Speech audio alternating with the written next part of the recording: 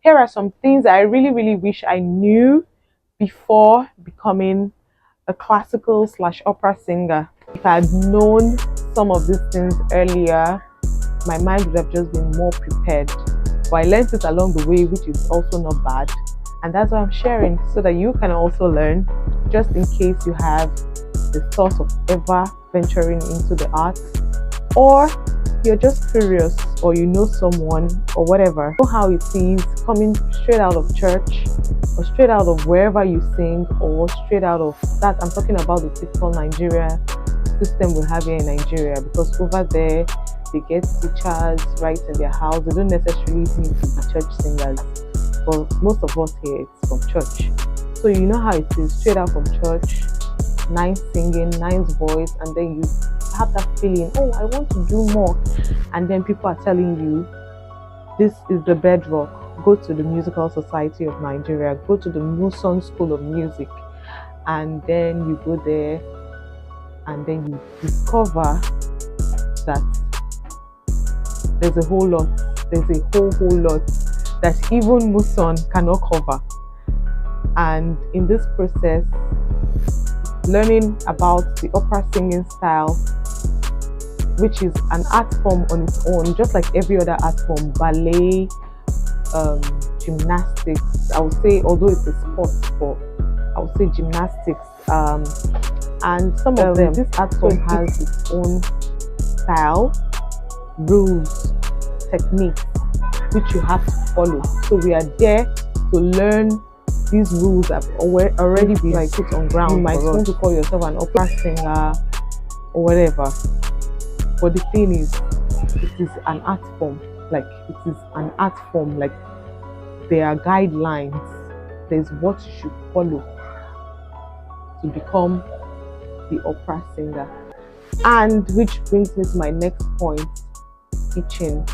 You will always need a professional second ear, a teacher to guide you through the process, to help you achieve the singing style, to help you achieve the techniques, to help you learn the techniques of the singing style. Says you are trying to understand your own instrument. You're supposed to sing in the purest form of your own instrument. So imagine that process of getting out the purest sound that your voice can produce, and it doesn't stop there. You're getting that sound in the loudest way possible, without straining, without struggling, and then you're supposed to sound above an orchestra in a very large space. In a very large space. I'm going to attach a picture. So think about it. Think about what it will take you to achieve this. Think about the kind of trainings. Through this process, there could be some level of depression. Yes, because you're being trained to some sort of level of perfection, which is almost not attainable. And of course, there will always be critics, which is also part of the art. Yes, it's part of it. And if you're not careful, you get stuck. You will be stuck in the process of being perfect instead of you trying to be the best artist that you could ever be. Now, for me personally, how I manage this is I always watch out for my growth. I always of course, I make sure I'm always in the learning phase, and I always watch out for my growth. Okay, how did I do this? How am I going to improve? So instead of now at that point in performance, instead of looking at what Maria Callas would have done, I'm thankful for what I did better. And then when I go back to the practice room, I become hard on myself again. Like I'm like, okay, you need to improve on that performance. When I'm on stage, I try my best to, although there are some times, man man dispose, God dispose, man dispose. You get the point. But I try my best, and well, that's it. So most times, some of us, some of us are stuck in the whole, like it's like you're hot today, you are being praised, and the next day you are being criticized, you're being dragged by the tail.